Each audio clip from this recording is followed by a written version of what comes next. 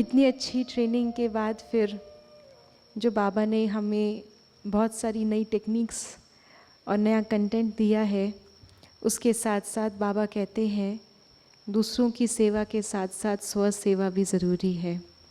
हम जितना यहाँ से मजबूत होकर के जाएंगे उतना ही हम और ही कॉन्फिडेंस से और ही निस्वार्थ भाव से इस सेवा को आगे बढ़ा सकेंगे।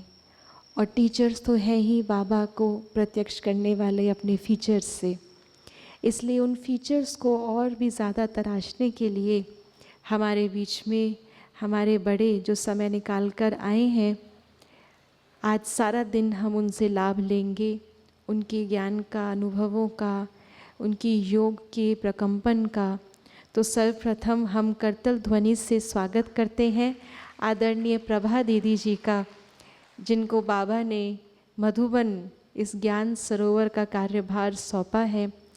निर्मला दीदी जी ने जितना धारणाओं से मजबूती से इसको बड़ा किया, अब वही आगे आदरणीय प्रभा दीदी जी उसको वैसे ही मजबूती से और चला रहे हैं। और हम सबको ये मौका दिया यहाँ आने का और यहाँ पे आकर के लाभ लेने का। तो आदरणीय दीदी जी आज हमें बताएंगे कर्मातीत अवस्था, लक्ष्य और उसके लक्षण। तो अभी बाबा की याद से, दीदी की दृष्टि से हम आज के इस क्लास की शुरुआत करेंगे।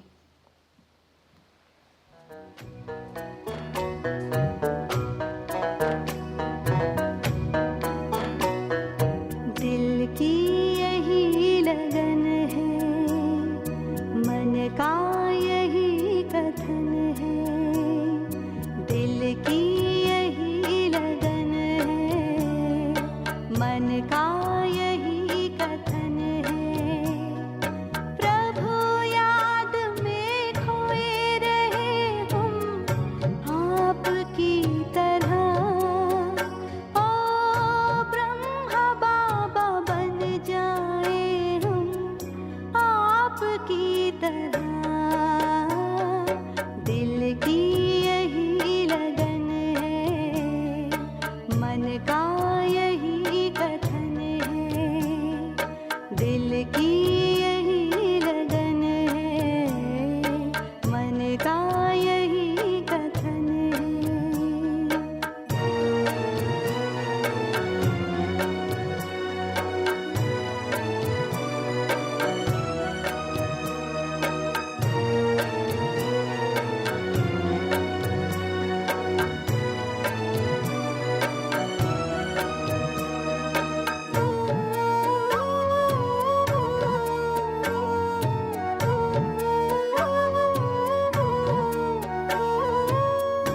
देह में रहे मगर हम देहातीत हों, कर्म करते आप जैसा कर्मातीत हो। देह में रहे मगर हम देहातीत हों, कर्म करते आप जैसा कर्मातीत हो। अब विदेही हो जाए हम आपकी तरह। दिल की यही लगन है, मन का यही कथन है।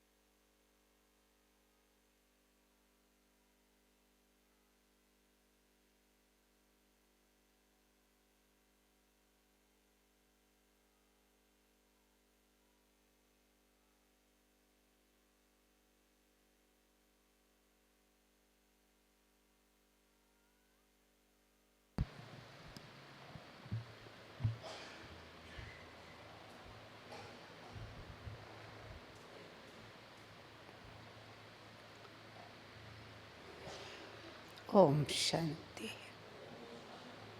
ओम शांति, ओम शांति।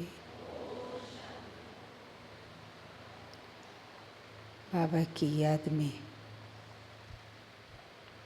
हम सभी बैठे थे। गीत इतना सुंदर बजा, दिल की यही लगन है, बाबा तुम जैसा बने। हम सभी के जीवन का जो लक्ष्य है और जिस लक्ष्य को लेकर के हम सभी चल रहे हैं, उसमें यही हर एक का लक्ष्य है कि हमको बाबा जैसा बनना है। और बाबा ने भी हम सबको यही लक्ष्य दिया है कि आपको अपने इस योगी जीवन में, तपस्वी जीवन में आगे बढ़ना है तो बाबा जैसा बनना है। आशिकी बाबा की मुरली भी हम सभी सुन रहे थे, तो बाबा ने हम सभी को दो बातें पक्की कराई। एक तो ब्रह्मा बाप को फॉलो करो, दूसरा बाबा ने कहा दृढ़ संकल्प करो। कोई भी कार्य में या जीवन में सफल होने के लिए ये दो बातें होती हैं। कार्य में सफल होना है तो जितनी दृढ़ता होती है उतनी सफलता मिलती है, और सफल होने के लिए मार्गदर्शन की भी आवश्यकता होती है। तो हमारे बाबा ने हम सबको इतना सुंदर मार्गदर्शन दिया है कि बच्चे तुमको कुछ भी नहीं करना है, बस बाप के कदम पर कदम रख कर के चलना है। तो सहज हो गया। बाबा ने हम सबको कैसे अपने जीवन को आगे बढ़ाना है, तो बाबा ने हम सबको प्रैक्टिकल में करके दिखाया। एक एक बात बाबा ने प्रैक्टिकल कर्म में करके दिखाई, और उसी कर्म को लेकर के और उसी अनुसार अगर हम चलते हैं तो हमें कोई भी तकलीफ नहीं होती है, सहज हो जाता है। वैसे तो कहते हैं कि ये तपस्वी जीवन बहुत संघर्ष का जीवन होता है, मेहनत का जीवन होता है, पुरुषार्थ बहुत मुश्किल लगता है, लेकिन बाबा ने हम सबको सहज कर दिया है। बाबा ने हमें सहज ज्ञान दिया है और सहज पुरुषार्थ कराया है। कोई भी प्रकार की पुरुषार्थ में अगर देखा जाए तो हमें कोई कठिनाई नहीं लगती है, सहज लगता है। तो बाबा ने अपने जीवन से हमें सहज करके दिखाया है। बस हम सभी बाबा के उन कदमों के ऊपर अगर हम चलते रहें तो हम सहज ही आगे बढ़ सकते हैं। बाबा ने हमारे सामने एक ही एग्जाम्पल नहीं दिया है, लेकिन बाबा ने हम सबके सामने अनेक एग्जाम्पल रखे हैं।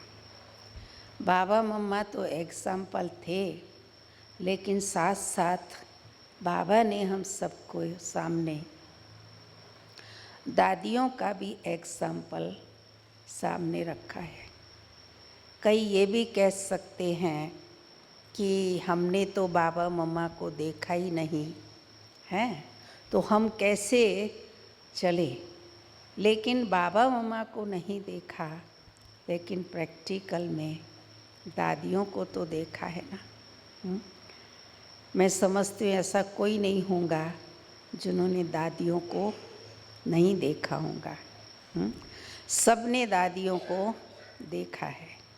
तो दादियाँ कैसे चली, और उस अनुसार अगर हम चलते हैं तो हमें कोई भी प्रकार की पुरुषार्थ में तकलीफ नहीं आती है।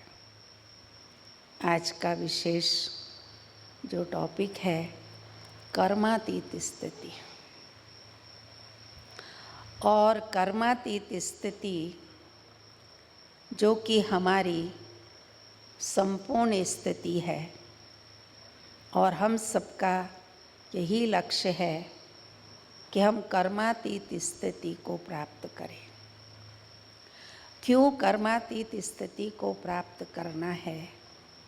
क्योंकि जब तक हम कर्मातीत स्थिति नहीं बनाएंगे तब तक हम घर नहीं जा सकते हैं।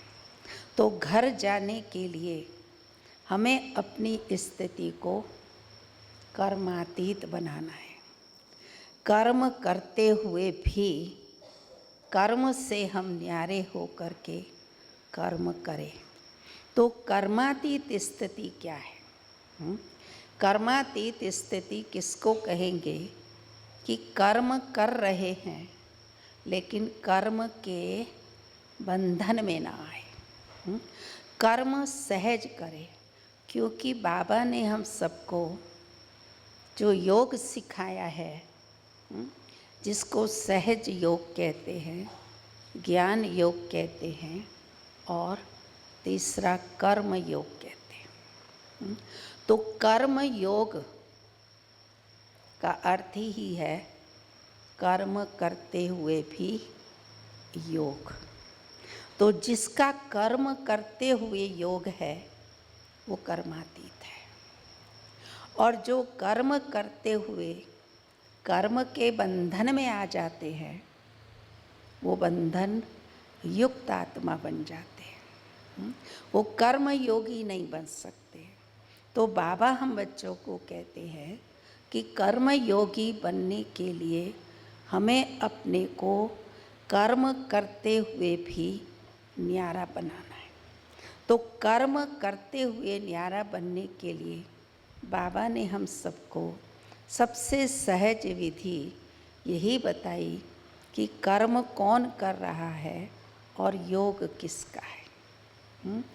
तो बुद्धि योग आत्मा लगाती है, और कर्म ये शरीर द्वारा हम आत्मा कर्म करती है। तो कर्म योग क्या है? कि मैं आत्मा इस शरीर के द्वारा कर्म कर रही हूँ, ये है कर्म योग।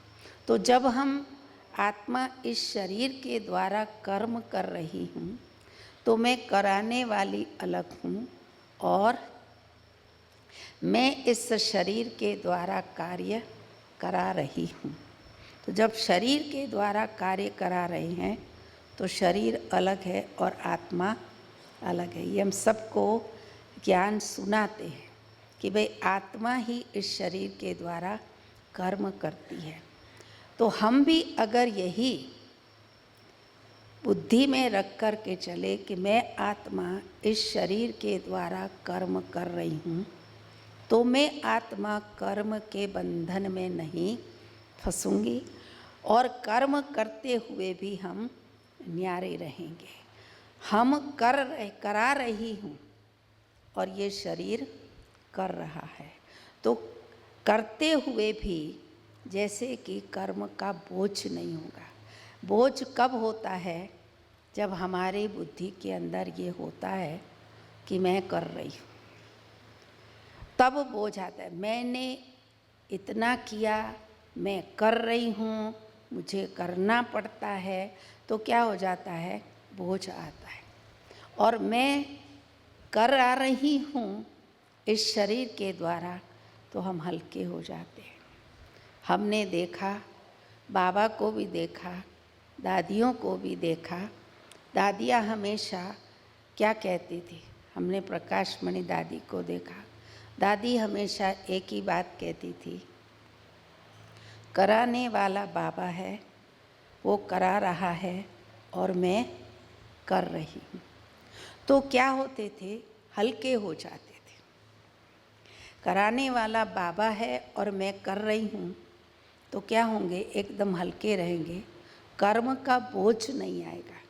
जैसे हम सभी मिसाल देते हैं कठपुतली का, कि कठपुतली होती है तो उसको नचाने वाला, उसकी जो नचने की डोरी होती है वो नचाने वाले के हाथ में होती है, और वो जैसे नचाता है वैसे वो नाचती है, और नाचती है माना खुश होती है। तो इसी प्रकार बाबा ने भी हम बच्चों को यही कहा कि तुम सब इस शरीर रूपी कठपुतली हो, हाँ, और हम सबकी डोरी शिव बाबा के हाथ में है। और शिव बाबा हम आत्माओं को जैसे चलाए, जैसे नचाए, जैसे रखे, उस अनुसार हम करते हैं, तो हमें कोई भी बोझ नहीं आता है। कर्म करते हुए भी हम न्यारे रहेंगे। कर्मातीत स्थिति माना कर्म करते हुए भी न्यारे और प्यारे। जब वो स्थिति नहीं होती है तो कर्म का बोझ लगता है।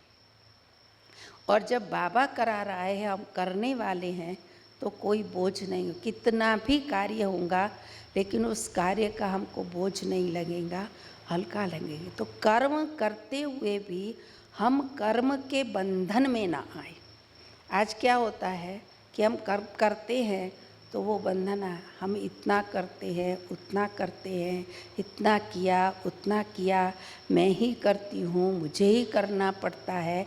ये जो संकल्प आते हैं ना, वो कब आते हैं? जब हम अपने को ये समझते हैं कि मैं ये कर्म कर रहा हूँ। हम आत्माएं इस कर्म क्षेत्र पर आए हैं कर्म करने के लिए। बाबा ने हम सबको यही बताया कि तुम आत्माएं इस कर्म क्षेत्र पर पार्ट बजाने के लिए आए हो। पार्ट पूरा हुआ और फिर क्या हो गए? न्यारे हो गए। हाँ, तो जैसे एक्टर होता है तो उसकी बुद्धि में ये नहीं रहता है कि मैं इतना पार्ट बजा रहा हूँ। वो बड़े मज़े से अपने पार्ट को बजाता है। हाँ, क्यों बुद्धि में रहता है कि मेरा ये पार्ट है और मुझे ये पार्ट बजाना है। तो पार्ट बजाना है और मैं एक्टर हूँ, तो उससे बोझ नहीं होता है। ऐसे ही अगर हम भी अपनी बुद्धि के अंदर रखें कि हम सभी इस सृष्टि रूपी ड्रामा के अंदर पार्टधारी हैं, हम पार्ट बजा रहे हैं और हम एक्टर हैं, और हमसे बाबा ये पार्ट बजवा रहा है, करवा रहा है, तो कभी भी पार्ट का बोझ नहीं आएगा। बोझ कब आता है? कि जब हम ये समझते हैं कि भाई मैं कर रही हूँ, और मैं कर रही हूँ आता है तो बोझ होता है, और बाबा करा रहा है तो क्या हो जाते हैं? हल्के हो जाते हैं। तो कर्मातीत अवस्था जो है उसके अंदर कहते हैं न्यारा और प्यारा। जितना हम न्यारा और प्यारा होकर के कर्म करेंगे उतने हम हल्के बनेंगे, और हल्कापन ही कर्मातीत अवस्था है। अगर हल्के नहीं हैं, कर्म का हमको बोझ है, तो बोझ क्या करता है? आत्मा को हल्का नहीं रहने देता है, आत्मा को उड़ने नहीं देता है। क्योंकि हम आत्माओं को अभी ये प्रैक्टिस करनी है कि हमको अभी उड़ना है। क्योंकि अभी हम सब को घर जाना है। बाबा ने भी हम सबको यही कहा कि बच्चे अब घर जाना है और घर जाने की क्या करनी है, तैयारी करनी है। तो घर जाने की तैयारी करनी है। ये स्मृति अगर रहती है तो कर्मातीत स्थिति है। देखो बाबा ने शुरू के अंदर हमारी दादियों को शुरू में क्या कहा, यही दो बात पक्की कराई थी कि अब विनाश होने वाला है और विनाश होगा तो घर जाना है। यही दो बात पक्की थी ना। जिस दो बातों के आधार से उन्होंने अपने जीवन में इतना पुरुषार्थ किया और पुरुषार्थ करते हुए भी हल्के रहे। हमने देखा दादी यहाँ कोई भी कार्य करती थी, बाबा भी कोई भी कार्य करता था तो हमेशा बाबा हल्का रहता। क्यों हल्का था?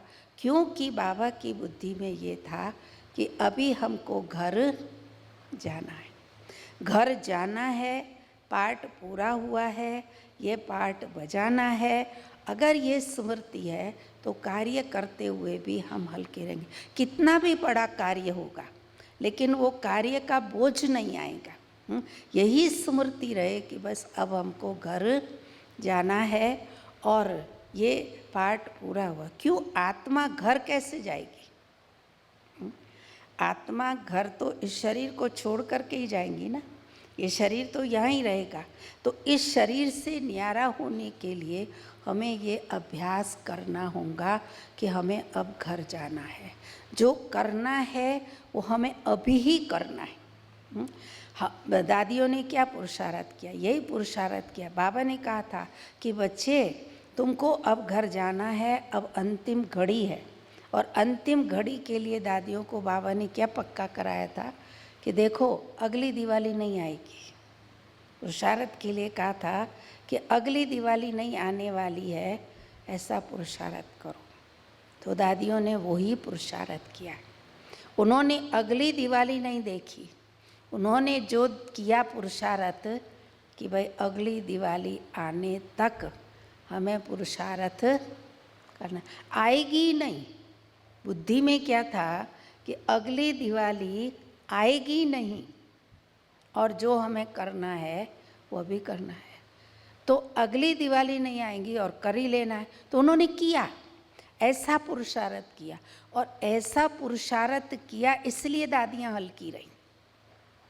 उनको कोई भी कार्य करते हुए भी कभी हमने देखा कभी बोझ नहीं था, सदा हल्की थी। जैसे पुरुषार्थ तो उनको क्या लगता था, खेल लगता था। आज हम सबको पुरुषार्थ क्या लगता है? क्या लगता है? इतना पुरुषार्थ करना पड़ेगा, इतना योग करना पड़ेगा, इतनी सेवा करनी पड़ेगी, है इतनी करनी पड़ती है, इतना पुरुषार्थ करना पड़ता है। बाबा ने कहा कि बच्चे 8 घंटा योग लगाओ, हैं तो हमको वही कॉन्शियस हो जाता है। बाबा ने कहा 8 घंटा योग लगाओ, 8 घंटा योग लगाओ, वही चिंतन चलता है। तो योग तो साइड पर रह जाता है और चिंतन क्या हो जाता है? चालू हो जाता है। भाई 8 घंटा योग करना है। और हमारे बड़ों ने क्या किया? हर कर्म योग में रहकर किया, हर कार्य योग में रहकर किया। तो क्या हुआ? कार्य भी सहज हुआ और पुरुषार्थ भी सहज हुआ। तो हमको भी अभी वही अभ्यास करना है। कर्मातीत स्थिति पर पहुंचने के लिए हमको वही अभ्यास करना है कि हमें पुरुषार्थ का भी क्या नहीं होना चाहिए, टेंशन नहीं होना चाहिए। लेकिन क्या होता है, कई बार पुरुषार्थ का भी टेंशन हो जाता है। बाबा ने कहा कि बच्चे पुरुषार्थ करो, अमृत वेला करो, क्लास करो, सेवा करो। तो ये क्या हो जाता है? हमको अमृत वेले उठना है, हमको क्लास करना है, हमको इतनी सेवा करनी है। तो वो जैसे कि क्या बन जाता है? बोझ बन जाता है। तो बोझ ही हमसे पुरुषार्थ नहीं होने देता है।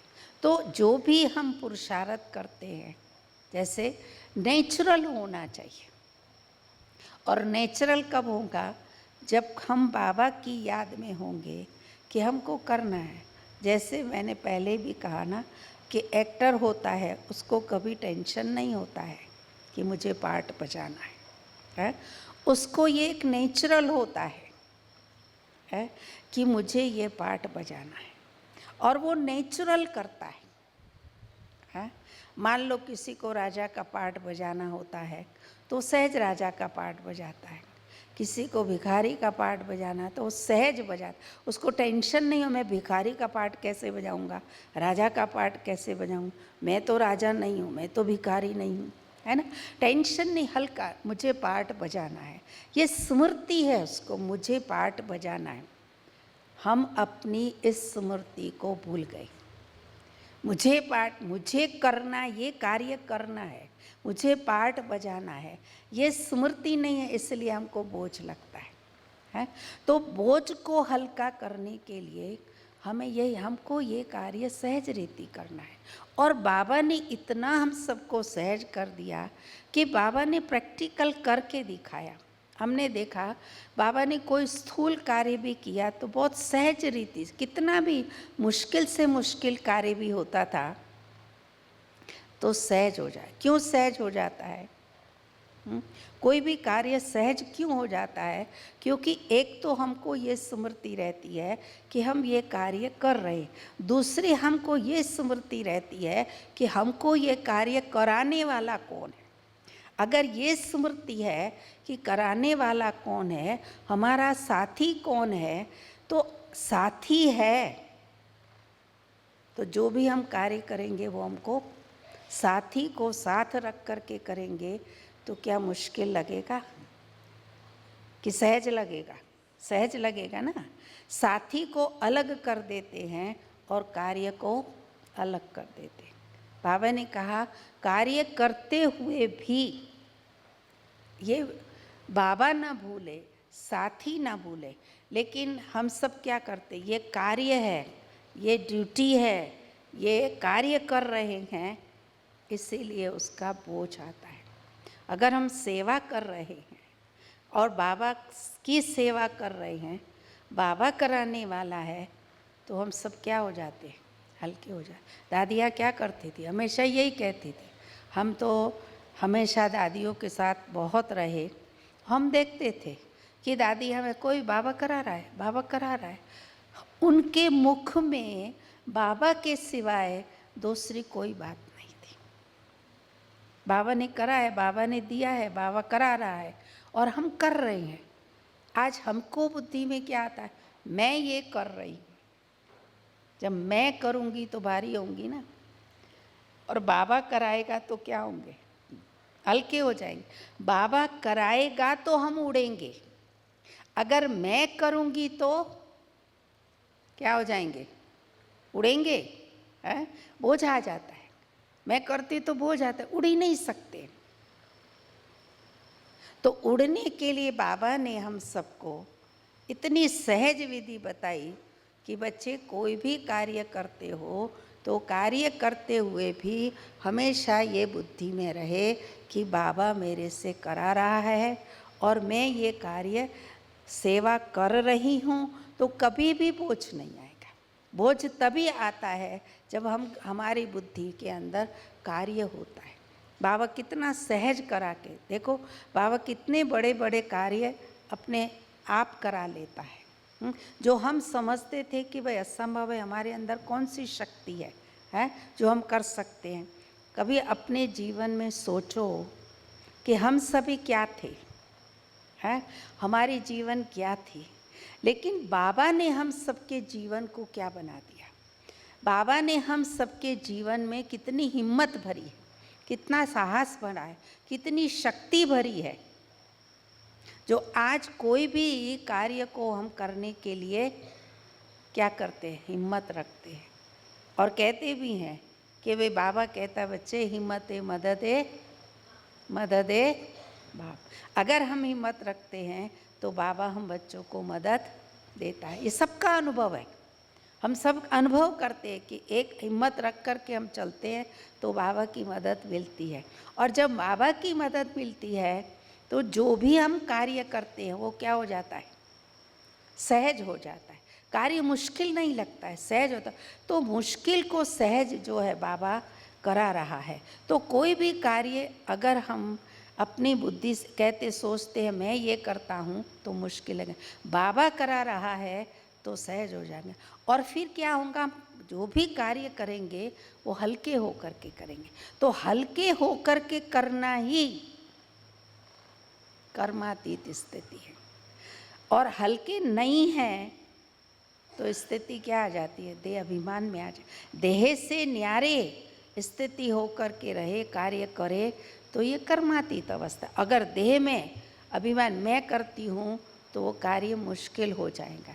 तो इसीलिए कोई भी कार्य को सफल करने के लिए हमें बाबा करा रहा है और मैं कर रही हूँ। तो बाबा करण करावन हार है, ये करण करावन हार करा रहा है तो हर कार्य सहज हो जाएगा और शक्तिशाली होगा। जो भी कार्य हम करेंगे उस कार्य में हम सफल हो सकेंगे। सफल होने के लिए भी हमें बाबा की पूरी संपूर्ण मदद चाहिए। बाबा साथ में है तो हर कार्य हमारा सफल है। और अगर बाबा नहीं है तो कार्य में क्या होगा, मुश्किल होगा। आप सब अनुभव करेंगे कि बाबा को साथ ले कर के जो हम कार्य करते हैं तो वो कार्य क्या हो जाता है, सहज हो जाता है।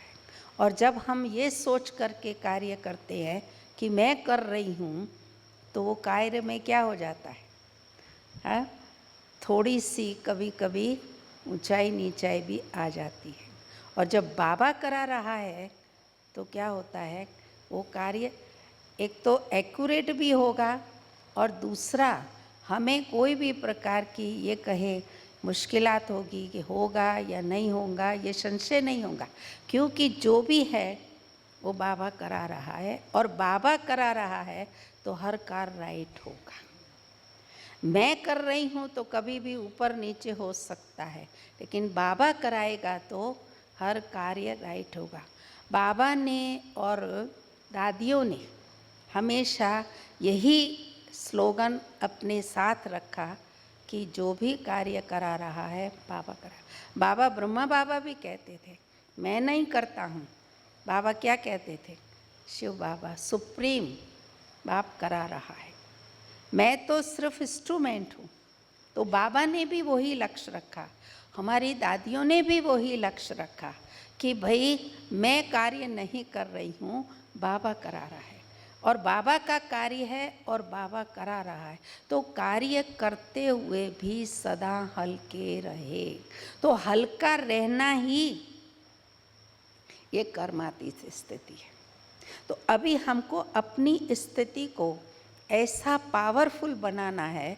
तो पावरफुल बनाने के लिए सदैव हमको यही बुद्धि में रखना है कि बाबा मुझसे ये कार्य करा रहा है। बाबा जो कराएगा वो राइट कराएगा। तो बाबा करा रहा है, अगर इस लक्ष्य को लेकर के हम चलते हैं तो हमें बहुत सहज सफल हो सकते हैं। क्योंकि हमें जीवन में अपने जीवन को सफल बनाना है।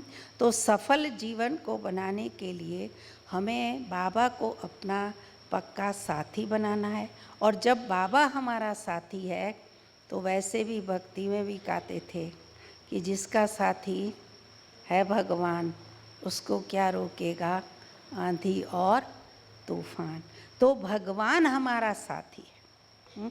तो भगवान साथी है तो हमें कोई भी प्रकार की कभी भी कोई भी कठिनाई नहीं आएगी, कोई भी परिस्थितियाँ हमको हिलाएंगी नहीं। परिस्थितियाँ तब हिलती हैं जब हमारा साथी को हम साथ रख कर के नहीं चलते हैं, तब परिस्थितियों में हम परेशान हो जाते हैं और फिर वो परिस्थितियाँ ही हमारे जीवन का एक बोझ बन जाती है। और वो बोझ जो है हमको पुरुषार्थ करने में क्या होता है, तकलीफ देता है। तो हमें अपने को बोझिल नहीं बनाना है, बोझ बाबा को दे देना है। और बाबा को दे करके अपने को हल्का हो जाना है। और जितने हम हल्के होंगे उतना ही हम उड़ेंगे। देखो फरिश्ते को क्या दिखाते हैं, दिखाते ना, फरिश्ता उड़ता है। तो क्यों उड़ता है? क्योंकि फरिश्ता देह से न्यारा है, सूक्ष्म शरीर है उसका। तो सूक्ष्म शरीर है तो उड़ेगा। अगर देह है तो उड़ेगा, देह से न्यारा होगा तो उड़ेगा। तो हमें फरिश्ता बनना है। जब फरिश्ता स्थिति बनेगी तभी हम उड़ सकेंगे। और जब उड़ेंगे और उड़ने की हमको प्रैक्टिस होगी तब तो घर में जाएंगे, नहीं तो घर कैसे जाएंगे? घर जाने के लिए क्या करना पड़ेगा? उड़ना पड़ेगा। और घर जाने के लिए हमको अपनी ऐसी स्थिति बनानी पड़ेगी। बाबा भी कहता है ना, कई बार मुरलियों में कहते हैं कि बच्चे मैं तुम आत्माओं को ले जाने आया हूँ। और मैं किसको ले जाऊँगा? जो आत्माएं प्योर पवित्र बनेगी, उन पवित्र आत्माओं को ही ले जाएगा। तो पवित्र बनने की बाबा ने विधि भी बताई। हाँ, कहा कि भाई पवित्र कैसे बनेंगे? तो पवित्र ज्ञान और योग के आधार पर पवित्र बनेगी, वही आत्मा पवित्र बन करके उड़ेंगी। बाबा ने हम सबको ज्ञान और योग के पंख दिए, जिस पंख के आधार से हम सब आत्माएं उड़ेंगी। ज्ञान योग के आधार से हम आत्माएं पवित्र बनेंगी। जितनी पवित्र बनेंगी उतनी हम उड़ सकेंगी। और जो नहीं बनेंगे उनके लिए बाबा ने कहा ना कि धर्मराज की सजाएं खा कर के वो आत्माएं उड़ेंगी। तो जो उड़ेंगी वही परम धाम जा सकेगी। तो वो अभ्यास हमको उड़ने का अभी करना है। फरिश्ता हमको यहीं बन, तो फरिश्ता जिसका किसी के साथ रिश्ता नहीं, हाँ फरिश्ता है, इस देह और देह की दुनिया से परे। तो देह और देह की दुनिया से हमें न्यारा बनना है। हम उच्च आत्मा को कोई भी बंधन खींचे नहीं, चाहे मन का बंधन, चाहे तन का बंधन, चाहे संबंध का बंधन, क्योंकि यही बंधन हम आत्मा को भारी बनाते। मन में भी व्यर्थ संकल्पों चलते हैं तो मन भारी रहता है। तो मन को भी हमें हल्का करना है। और संबंधों में भी हमको हल्का है कि भाई देह के संबंधों से भी हमको न्यारा बनना है। तब तो बाबा कहता है ना, देह सहित देह के संबंधों को भूल क्या बनो? आत्मा बनो। तो देह के संबंध में भी बुद्धि ना जाए। और फिर देह के संबंध और देह के तीसरी बात क्या आती है? पदार्थ। तो आजकल तो बुद्धि कहाँ लगी पड़ी है? कहाँ लगी पड़ी है? देह के संबंधों में है, देह के पदार्थों में है या नहीं? कहाँ बुद्धि लटकी है? पदार्थ। ये चाहिए, ऐसा चाहिए, वैसा चाहिए, इतना चाहिए, उतना चाहिए। आजकल देह के पदार्थों में सबसे बड़ा पदार्थ कौन सा है? कौन सा पदार्थ सबसे बड़ा है? मोबाइल है। ये मोबाइल की माया कर्मातीत बनने नहीं देगी ना। कई बार हमको दादियाँ सुनाती थी, जानकी दादी हमेशा सुनाती। दादी कहती थी मैं ना मोबाइल रखती हूँ, ना मैं पर्स रखती हूँ, है। कभी दादी अपने पास कोई चीज़ नहीं रखती थी। हाँ, और दादी का स्लोगन भी था, सफ़ेद कपड़ा है, सफ़ेद कपड़ा, खीसा खाली, फिर भी हम विश्व का मालिक। कैसे बने मालिक? है सफ़ेद कपड़ा। सफ़ेद कपड़ा किसकी निशानी है? सफ़ेद कपड़ा किसकी निशानी है? देह से न्यारे होने की निशानी है ना भाई। तो बाबा ने हमको ये सफ़ेद कपड़ा पहनाया। फरिश्तों की ड्रेस कौन सी होती है? सफ़ेद होती है। तो हमारे फरिश्तों की ड्रेस है। बाबा ने हम सबको वाइट ड्रेस पहनाई। किस लिए पहनाई? किस देह से हम न्यारे बने हैं। तो देह से न्यारे। और देह की जो वस्तु हैं, पदार्थ, आज हम सब अपने को क्या कहते हैं? त्यागी, तपस्वी कहते हैं। कभी कभी अपने से पूछना चाहिए हम कितने त्यागी बने हैं? क्या त्याग किया है? है। हम कहते हैं हम त्यागी हैं, तो अपने से पूछो हमने क्या त्याग किया है? कुछ त्याग किया है? बाबा ने हम सबको बहुत भरपूर किया, सब कुछ दिया है। क्या नहीं दिया है? पूछो क्या नहीं दिया है बाबा ने? सब दिया है ना। कोई चीज़ की बाबा ने कमी जीवन के अंदर नहीं रखी है। लेकिन बाबा ने हम सबको एक स्लोगन दिया, बच्चे साधनों में नहीं लेकिन साधना। साधन हमारे पास बहुत आएंगे, साधन आपकी साधना को न छुड़ा दे, ये पुरुषार्थ करना है। हमारे दादियों के पास साधना थी, साधन थे, लेकिन साधन होते हुए भी दादियों ने कभी अपने प्रति यूज नहीं किया। जो साधन थे वो दादियों ने बाबा की सेवा में लगाए, और सेवा में लगाए इसलिए वो न्यारी रही। अगर सेवा में न लगाते तो उसमें बुद्धि अटक जाए। एक चीज भी हम कभी अनुभव सुनते शुरू में यज्ञ के अंदर, जब बाबा के पास कोई भी चीज़ आती थी तो बाबा हमेशा कहते बच्चे इससे सेवा करो, है, इससे सेवा करो, इसको सेवा में लगाओ, है। शुरू में तो बेगरी पाठ था ना, तो बेगरी पाठ में कोई भी चीज़ आती थी तो बाबा हमेशा कहते थे इसको सेवा में लगाओ, सेवा करो। खुद यूज़ नहीं करते थे, लेकिन बाबा क्या कहता है, सेवा करो, है। तो बाबा ने हमको भी जो साधन दिए हैं वो हमको सेवा के लिए है। तो साधन होते हुए भी हमारी साधना ना चली जाए, हाँ? ये हमारा हमेशा लक्ष्य रहना चाहिए, तब हम कर्मातीत बन सकते। अगर साधनों में ही हमारी बुद्धि लगी रहेगी तो कर्मातीत कब बनेंगे? आज बुद्धि कहाँ चली गई है, हाँ? साधनों में चली गई है ना। ये चाहिए, वो चाहिए, ऐसा चाहिए, वैसा चाहिए, इतना चाहिए, उतना चाहिए। जैसे हम दुनिया में कहते हैं, लोगों को कहते हैं, क्या कहते हैं कि हर एक दूसरे को देख करके चलता है। इसके पास ये है तो मेरे पास भी होना चाहिए, इसके पास वो है तो मेरे पास भी होना चाहिए।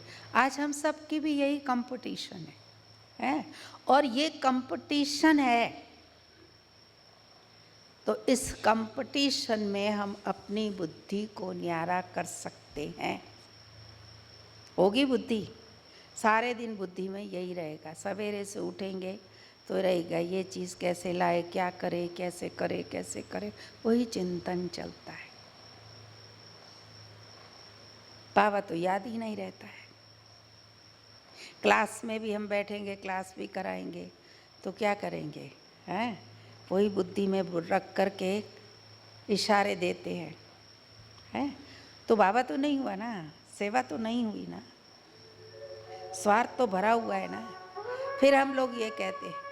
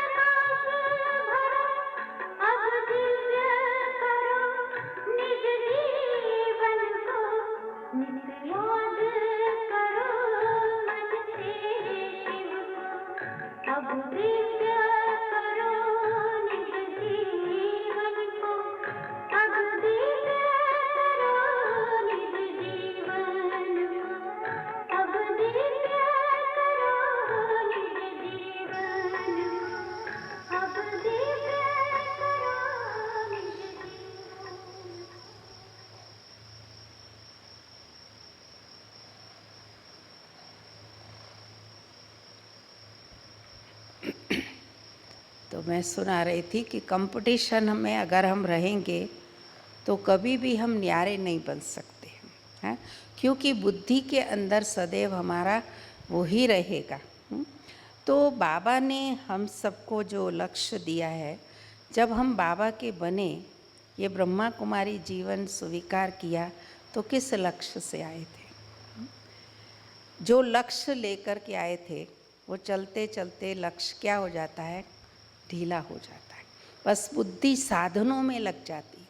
अब बुद्धि साधनों में लगी या देह में लगी तो हम न्यारे कैसे होंगे? तो कोई भी साधन हमको हमारी बुद्धि को ना खींचे। साधन भले मिले तो ठीक, ना मिले तो ठीक, हमारी स्थिति ऐसी होनी चाहिए। और देखो, जब जो आवश्यकता हमको होती है ना, वो बाबा हमेशा पूरी करता है। मुझे एक दादी का एक शब्द याद आता है।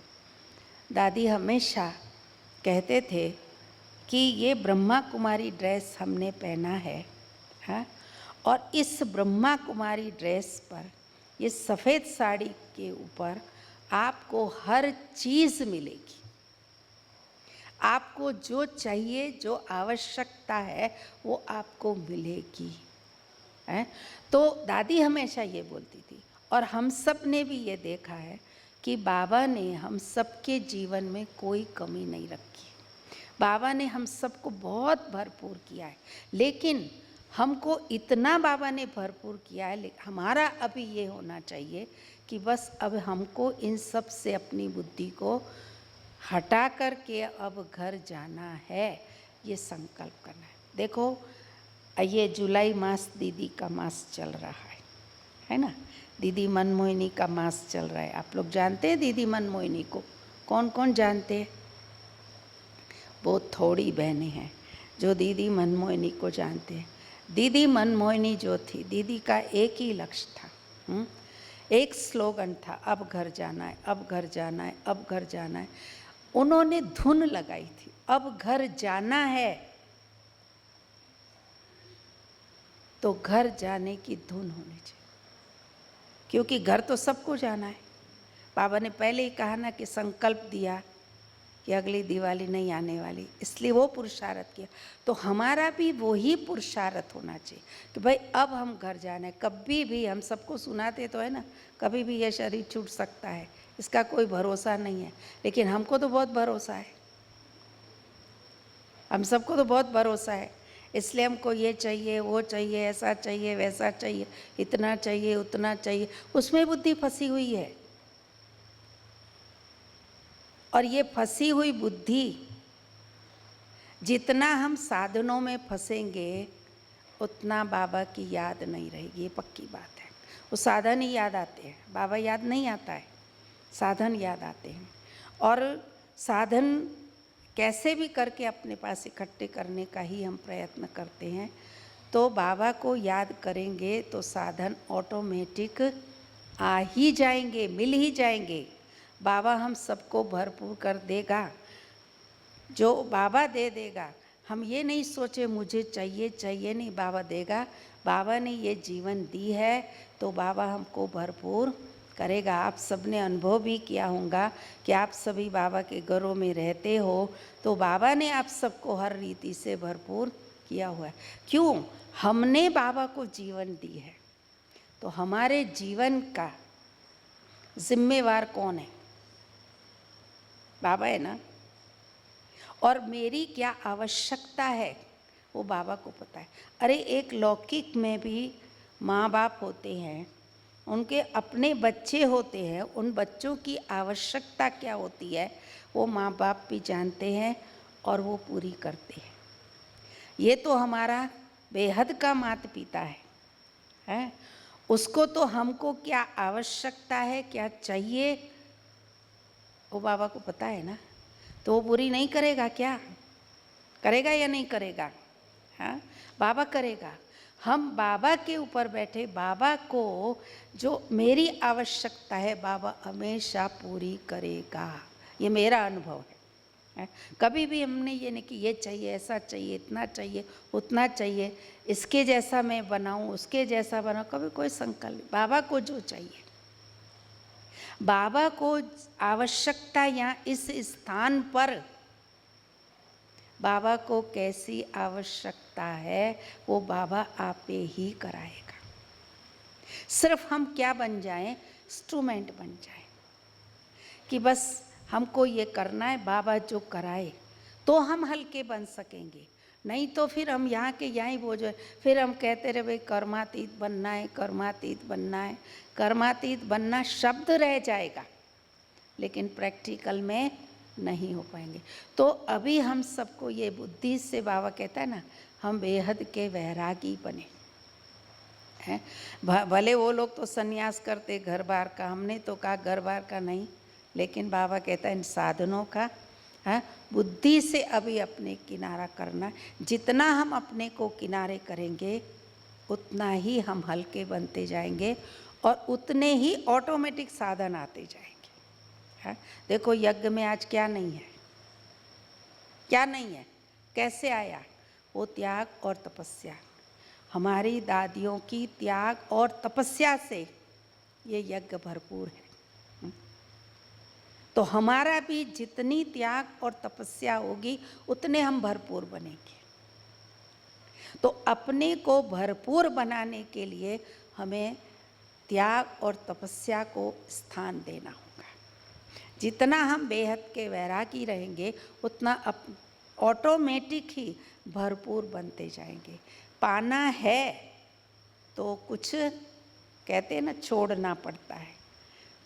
पाने के लिए कुछ छोड़ेंगे तो ऑटोमेटिक मिलता जाएगा। तो अभी हमें अपनी बुद्धि को इन साधनों से एकदम अपने को परे करना है। तो जब साधनों को छोड़ देंगे तो ऑटोमेटिक साधना होगी, और साधना होगी तो हम ऑटोमेटिक हल्के बनते जाएंगे, और हल्के बनेंगे तो बस अब उड़ने का समय है। बाबा भी कहता है ना, बच्चे अब घर जाने का समय है। हम दुनिया में भी सुनाते हैं कि अब विनाश होने वाला है, हैं? तो पहले अपने को सुनाएं कि हमको विनाश याद है। विनाश याद है कि विनाश होने वाला है। तो विनाश याद होगा तो क्या करेंगे, हैं? क्या करेंगे? देखो लौकिक में कोई मरने वाला होता है ना, मरने की पता, मरने के ऊपर होता है तो क्या करते हैं? वो अपना सब दान पुण्य करता जाता है, देता जाता है, बुद्धि हटाने के लिए देता जाता है। तो हमको भी क्या करना है?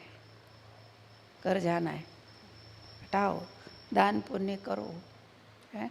तब बुद्धि हटेगी, नहीं तो बुद्धि हटती नहीं है। कहते हैं ना, कहीं बुद्धि लटकी होगी तो बुद्धि वो जा नहीं सकेगा, है? तो बुद्धि को हमें एकदम न्यारा बनाना है। ना व्यक्ति, ना वस्तु, ना वैभव, ना साधन, इन सब से हम जितना न्यारे बनते जाएंगे उतनी बुद्धि हमारी हल्की होती जाएगी, उतना हम उड़ते जाएंगे। अब जो समय है वो उड़ने का समय है, अपनी स्थिति बनाने का समय। हमारी दादियों ने अपनी स्थिति बनाई और स्थिति बना करके गए, हमारे लिए एक एग्जाम्पल बन गए। तो हम भी अभी अपनी स्थिति को बनाएं और औरों के लिए हम एग्जाम्पल बने।